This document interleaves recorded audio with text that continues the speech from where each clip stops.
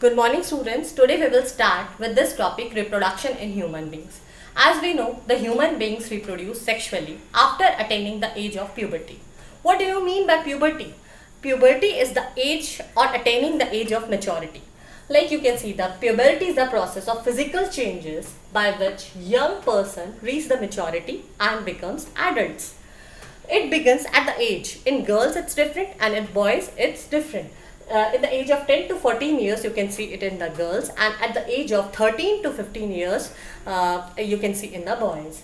At this time the primary sex organs becomes functional and secondary sex organs are yet to mature. For this you should know what is the primary sex organs and what are the secondary sex organs. So primary sex organs are like those organs which gives rise to gametes or sex cells. For example, these are gonads. They are gonads, testes in males and ovaries in female. As you know, testes produce sperms and the hormone called as testosterone. As well, ovaries produce the hormones estrogen and progesterone. So this is all about the primary sex organs. What are the secondary sex organs? Secondary sex organs are the glands, ducts, which do not form the gametes, but they are very essential in the process of reproduction. Because they conduct and nourish the gametes, like vas deferens, prostate glands, penis, uterus, vagina, and mammary glands. So as now we know about the puberty. With the puberty, we often use the term adolescence. What do you mean by adolescence? Adolescence is another term, or you can say it's a period of psychological or the social transition of between the childhood and adulthood. Basically, the adolescence age is between 10 to 20 years. So now we get to know about the terms puberty and adolescence, like to attain the age of maturity. Now, as we know, first the overall body growth take place after the growth of after the overall growth of the body. Sexual maturity can be seen in the males as well as females. So you can easily observable physical characters are also visible in case of males and females. Like common characteristics like the thick hair, growth in armpits and genital areas, and the thinner hair appear on legs, arms and faces, and as oily skin appearance can also be seen. And special type of characteristics can also be seen in case of boys as well as in girls. Like in boys, Adam's apple develops after age of puberty. If a boy attains the age of puberty, the Adam's apple can be visible, and the deepening of boys can be visible, and the facial hairs can be seen as mustache and beard can be seen in case of boys. And in girls, in girls also the hairs can be seen, as well as the breast size begins to increase. Start of menstruation are the physical changes that can be observed in the case of girls. So all these changes takes place slowly over a period of months and years, and these change does not complete quickly. All these changes takes place different in different peoples. That is, every person has different patterns of hairs, as well as the size of the breast, or you can say the size of the penis. So now all these changes discussed above, like we can see in the males and females, are all about the sexual reproduction processes. So sexual mature male and female sexually mature when a male and female become sexually mature, they can produce gametes or they can produce the sex cells. The male produce sperms, as well as the female produce eggs, or you can say the ovum. When sperm fuse with an egg, they develop to form zygote, and after that embryo, and after that the development of offspring takes place. So first, for studying this reproductive system, we should first I will first explain you about the male reproductive system. Now we will study about the male reproductive system. So first, male reproductive system consists of many parts. We will study about each and every part one by one in detail. So first, so basically they produce germ cell and they deliver germ cell to the site of fertilization. First, first we will be starting up with the testis. You can see the testis here. Okay. So the testis is what? This testis is paired and it is oval in shape, male sex organs, or it is also called as gonads. Okay. Next, you can see the testis is hanging with a pouch that is called as scrotum. It is situated below the abdomen. This questions often comes as an exam, that why the testis is hanging below the abdomen. So see, you can see here they lie outside the body in a two-chambered pouch or loose skin that is called as scrotum. And because the temperature of the scrotum is slightly less than the body temperature. Scrotum maintains a temperature of 34 to 35 degrees Celsius. That is low. That is low of the body temperature. That is our body temperature is like 37 degrees Celsius. That is slightly lower than that. It is required for the formation of viable sperm. Okay, because more than this temperature they may be get die. So for their viability, the temperature is slightly low as compared as to the body. That's why the testis is hanging below the abdomen.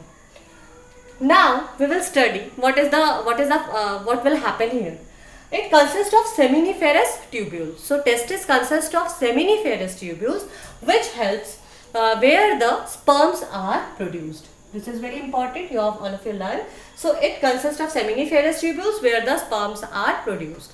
And now only I explain you that testosterone is there. Testosterone is a hormone which is helpful in developing the secondary sexual characters in males. So you can see it produces the male sex hormones called as testosterone, which brings the changes in the appearance of boys at puberty.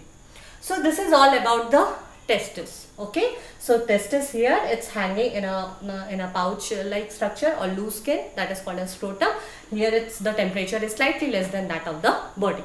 Next we will study about the vasa efferentia. What is now only I explained you the sperms are produced here.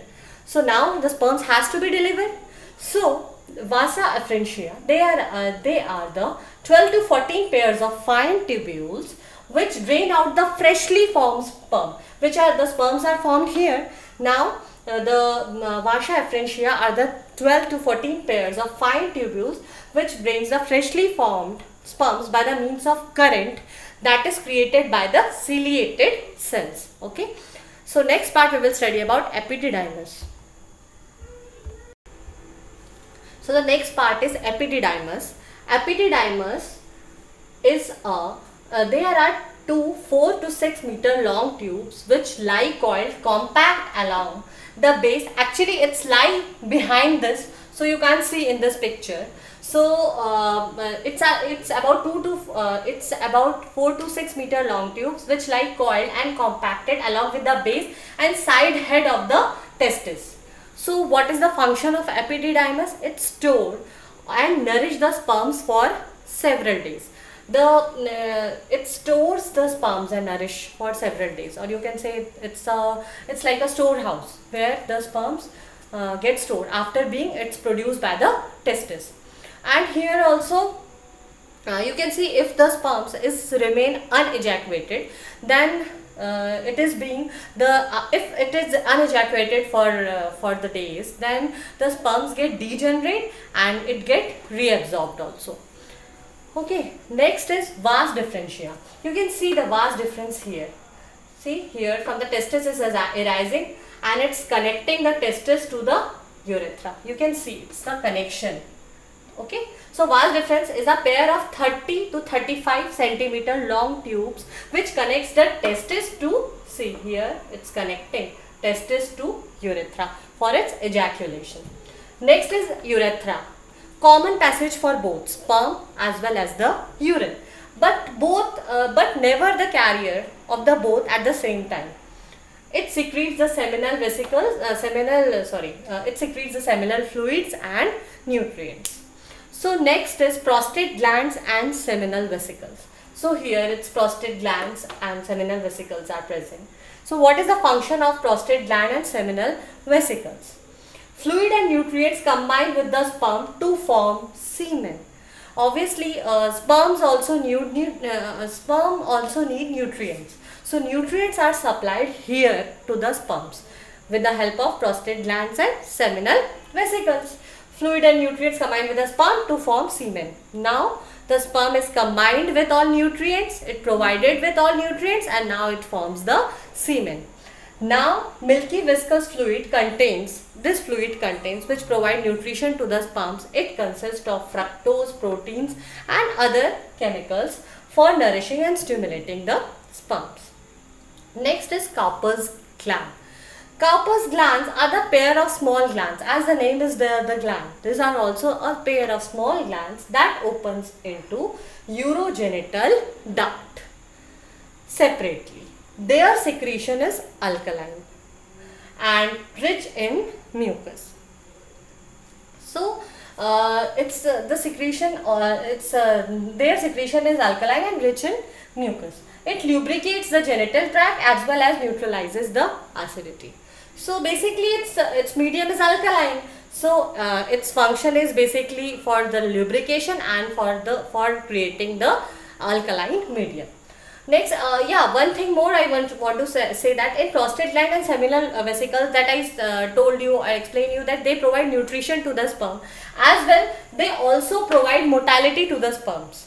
And the muscles of the prostate gland, the muscles of prostate glands are present, provide the force for ejaculation of sperm. So the prostate glands, I'm repeating it again, the prostate gland and seminal vesicle provides the nutrition to the sperm, as well as it also provides the motility to the sperm. And the muscles of prostate gland push it, or you can say provide a force for ejaculation of sperm. Okay, so next part we will study. So next is the penis. Penis is the last male genital organs transfer sperms to vagina of the female during copulation. Now they ejaculate the sperms. What are the sperms? Now you can see the picture of the sperm. This is the picture of sperm.